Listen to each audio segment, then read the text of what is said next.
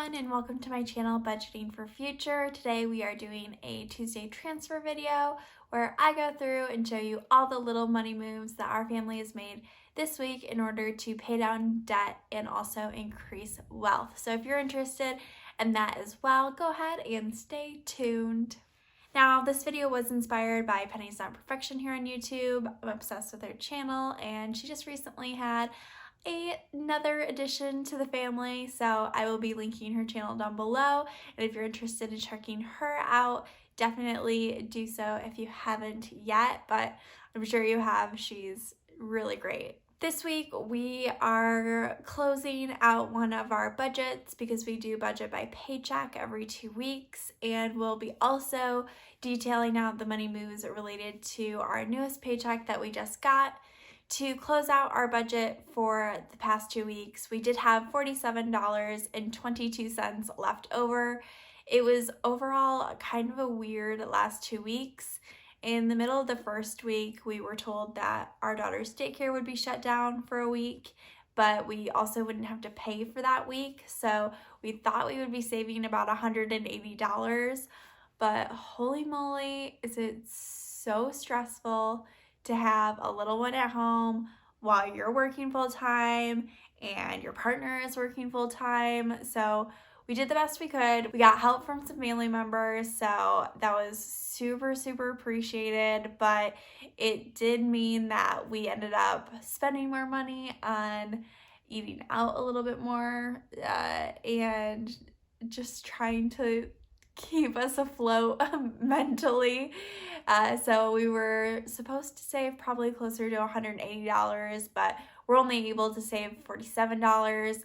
Either way though, honestly, anytime we're able to close out a budget and have more money left over than we had budgeted for is always a win. So I will take that, and that is going right to our house down payment. For our paychecks, my husband and I both work for the same employer and are paid on the same exact day every 2 weeks, and we do contribute to our 401k.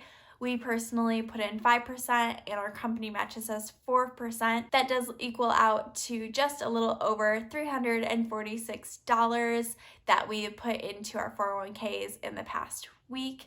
We also do have a 401k loan on my husband's 401k. He did pay $57.34 towards that, and that brings down that 401k loan down to $2,180. We should have that all paid off by the end of 2022 if we don't pay it off any faster. We've kind of gone back and forth about whether or not we want to pay it off faster, because for our 401k loan, we can't just like throw an extra $100 here or there. We have to actually pay it off all at once if we're going to pay it off early, and I really don't want to like throw $2,000 into the stock market for our retirement all in one lump sum. I think if the stock market does do anything crazy in the next year and a half, like maybe it crashes like it did last March, then we will probably go ahead and just scrounge up the money to pay that off. But in the meantime, us just kind of slowly paying it every 2 weeks is really working out for our family, and we're focusing on other money goals instead of paying down debt right now. We also had some sinking funds that we contributed to. We put $40 away into our phone sinking fund and $30 into our pet sinking fund. Right now, I think that's up to $80, so quite a bit of money saved up for pets. We'll have to probably, I think, in a few months from now, really redetermine how we go about doing our sinking funds and making sure that we're not over saving for things or under saving in different categories. We're also currently doing a savings challenge where we're trying to save up $5,000 by the end of the year, and this pay period we were able to put $340 away for that. That brings up our savings challenge money up to $725, which is pretty much a quarter of the way there. Pretty proud of us. We've been trying to be pretty aggressive about it, especially with this last paycheck, putting in $340. It's one of the higher amounts that we have to choose from on our printable that I made. It's linked down below if you're interested in checking out what I'm talking about. But yeah, we do think we're going to end up using that money to put towards our down payment. So we're kind of saving for our down payment in two different areas. One is just, like extra money that we have in our budget. And then the other is the money that we're saving up for our savings challenge. It might to you negate the point of doing it, but I think it's just kind of fun to have an amount that we're making sure that we're definitely putting money towards in that savings challenge. And then if anything extra comes along, also being able to put it away that way. Right now, I think our goal is to get a new rental property by the end of 2021, which is this year. We also put $15 into our Roth IRA. We are trying to save up 14% of our income specifically for retirement this year, and we just needed an extra $15 put away into one of those funds in order to make that a reality for this week as well. So it's been like a little high. It was at 15% and then it dropped down to 14.5%. Now it's solidly at 14.01% going towards retirement, and we're trying to hit it right on that dot, and then putting any of our extra money that we are saving into different things, as well as trying to keep our debts in mind in terms of if we want to pay those off or not.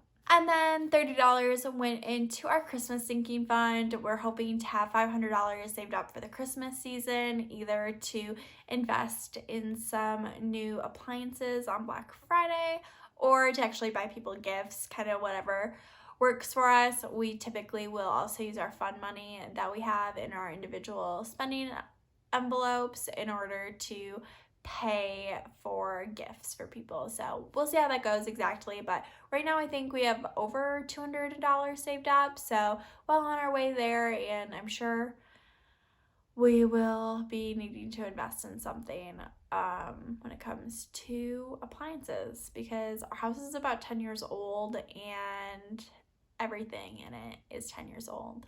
So Lord knows, fingers crossed. So I wanted to really wrap up this video trying out something new. So you'll have to let me know if you like it. If you hate it, comment it down below. If you love it, comment it down below. But since we are so focused on saving up for a new rental property, I was thinking at the end of all my Tuesday transfer videos, I could give you guys an update on how that fund is going, and then also show you the kind of house that we could afford with the down payment that we had already accrued. So if that doesn't really make sense, hopefully this will explain it a little bit better as I'm doing it. Currently, we have $4,271 saved up in our down payment sinking fund, whether that be in our savings challenge envelope or in our actual bank account for our down payment. Right now, we're actually working on buying an investment property, so not necessarily something that we would be specifically interested in living in, but that would hopefully be able to make us more money that we can then save or put towards retirement or even invest in more rental properties. So with just a little over $4,000 in that down payment sinking fund, that would be most likely used as a 20% down payment so that we don't have to pay PMI or private mortgage insurance. So the house that we would have to buy would be right around $21,355. And with that information in mind, I went into Zillow and searched for houses within the price range of $20,000 to $22,000. And I came up with this one right here somewhere on the screen. It is a single family house that is $20,000. It's a 2-bedroom, 1 bath, and it has 725 square feet. So from the outside, it's kind of cute. It was built in the 1940s, which is really close to the era that I'm interested in buying our rental property in. I'm thinking more of like that 50s, 60s vibe, when like right after World War II, when they started doing these like crazy housing developments outside of major cities, those like road houses I'm obsessed with. I'll insert a photo somewhere so that you can kind of see what I'm talking about, but like that's what my ideal home looks like for my newest rental property. And then this one is kind of close, but not fully there. And then as you kind of scroll through Zillow, you can see that there is a little bit of damage on the siding of the house. The yard looks pretty okay, but it does look like it has a fence, which I know since it's a wooden fence, it'll probably rot. And I don't really want to own a fence because I don't want to pay for the upkeep. It looks like it's on an okay street. It's always hard to tell with Zillow exactly like the safety of the area or like the people who live there, but overall doesn't look too bad. It looks like there's actual driveways for parking and there aren't any cars parked on the street. And then you get into the photos of the inside of this place and it looks like it needs a little bit of love. The floors look like they need to be refinished. It looks like a bunch of people throughout the years patched over the walls, a little potentially haphazardly, who knows. There aren't any floorboards throughout the house. There's this one wall with a really big mirror on it. And so I'd be interested to see what's behind that mirror. We renovated a kitchen in a rental property a few years back, and I'm now like afraid of walls because when we took down the cabinets, like the wall had like 50 different levels of wall throughout the years of the wall being continuously like worked on and remodeled and all that good stuff. So I definitely point my eyes out to things like that. And yeah, I'm gonna assume that there's some water damage based on like some of the photos of the ceilings, and then there's a hole in one of the walls. So, oh gosh, and that wall is just missing parts of the wall. So a little bit more rundown than we're probably looking for at this point. The basement looks okay-ish. I don't know. I'm not a housing expert. Actually, it doesn't look okay. It looks like it's got water damage. Anyways, I'm definitely not a realtor or someone who's like super familiar with the work that goes into renovating properties, but I would say to get this to a good place, it's a lot of wall work. Yeah, and I don't even think, yeah, they didn't even have photos of a kitchen, so I'm going to assume that's like a complete gut job. I didn't see any bathrooms. I'm going to assume that's also a complete gut job, or there's just nothing there at all. So I bet you anyone who buys this property would have to put in like $30,000 to $35,000. And I'm thinking overall our dream house, our dream rental property would be turnkey or really, really close to turnkey. If literally any wall was okay, it would be good. But this one, it looks like the floors are bad, the walls are bad, and the ceilings kind of look like they might have water damage on them too. So definitely not my ideal house. I think we're going for a little bit of a higher price range than $21,000, but hopefully you kind of enjoyed seeing us kind of going in and looking at a house that we could afford with the down payment that we currently have. I think it's really fun to snoop on Zillow. It's kind of a huge hobby of mine. So again, if you liked it, comment it down below. If you hated it, comment it down below. And if you'd like to hear more from me, definitely consider subscribing to my channel. And besides that, I hope you have a great rest of your day. Bye!